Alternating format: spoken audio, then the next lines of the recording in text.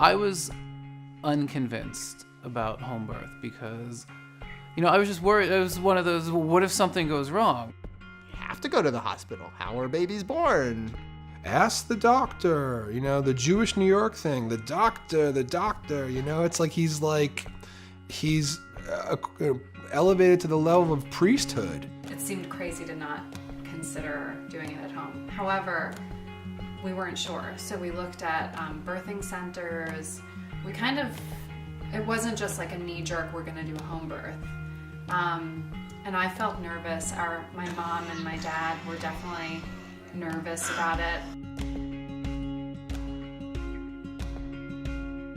A natural birth would be a birth that's not forced. The woman is able to listen to her body and her intuition.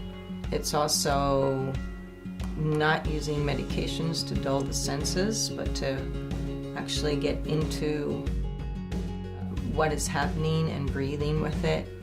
For some people, they experience the sensations as pain. Some people experience them as intense. And in retrospect, most people who do a birth without medication feel very empowered. I actually went to my OB until I was about, I think like 15 weeks or so.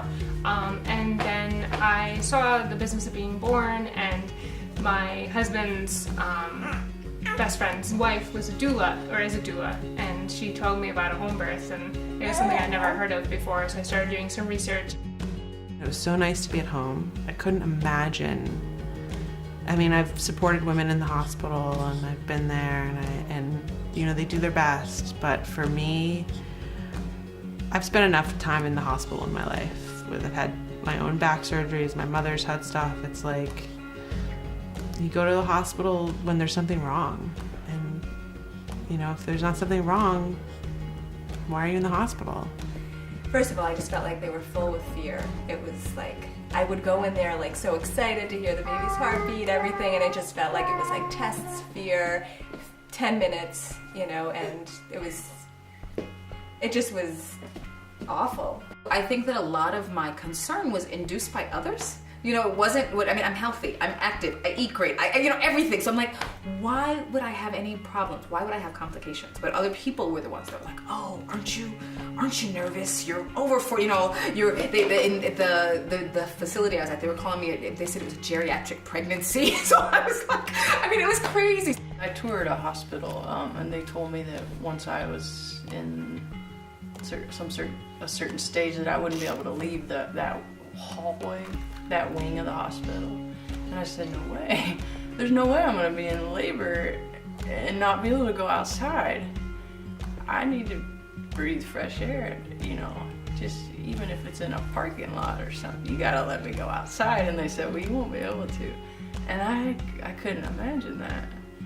Imagine the layers that get put on women by sort of the, mostly male-dominated, health industry, and see that takes it even further away from the natural process. And, it has an effect. I think part of why the hospital seems appealing sometimes is that you can give over to someone else's decision making.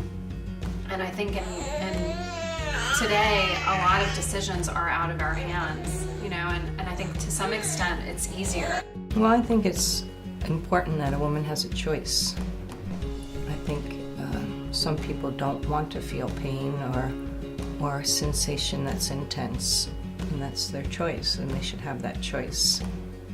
And some women want to feel what is going on in their world and go through it and experience it, and that should be a choice also. Control. You feel you're in control. And respect. Respect is a big thing. When you're in a hospital, you don't feel the respect that you know what's going on with your body. You don't feel like you can trust your body because the machines are supposed to be telling you what to do with your body, what contractions you're having, and so forth. Whereas at the home birth, there's no checking, no vaginal checking. There's no machine telling you that you're having contraction. You feel it. Connie, our midwife, doesn't have to ask you if you're having a contraction. You don't hear that over and over again. All she does is really check your blood pressure every now and then. Check the heartbeat of the baby. But other than that, you're on your own and you feel confident enough to be on your own. You feel like a person. It doesn't feel like you're being treated for some illness. You know what I mean? It's like, yeah, it felt therapeutic almost. I got to labor where I was most comfortable, be in my own clothes, be in our home, in our environment. Ordered pizza for dinner, you know, really got to just be comfortable and take the time we needed. It seems like everyone we know ended up having a cesarean section.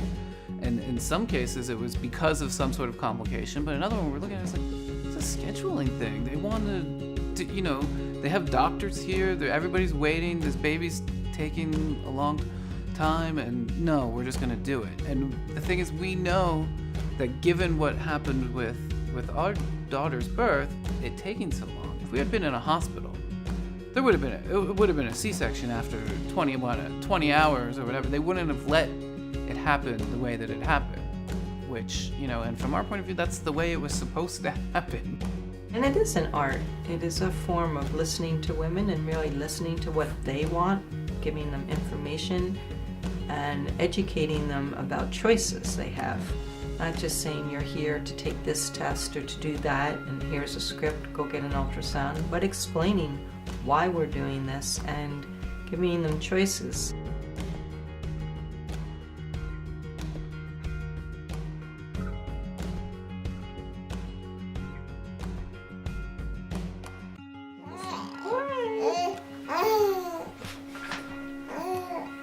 Born at home. Born at home.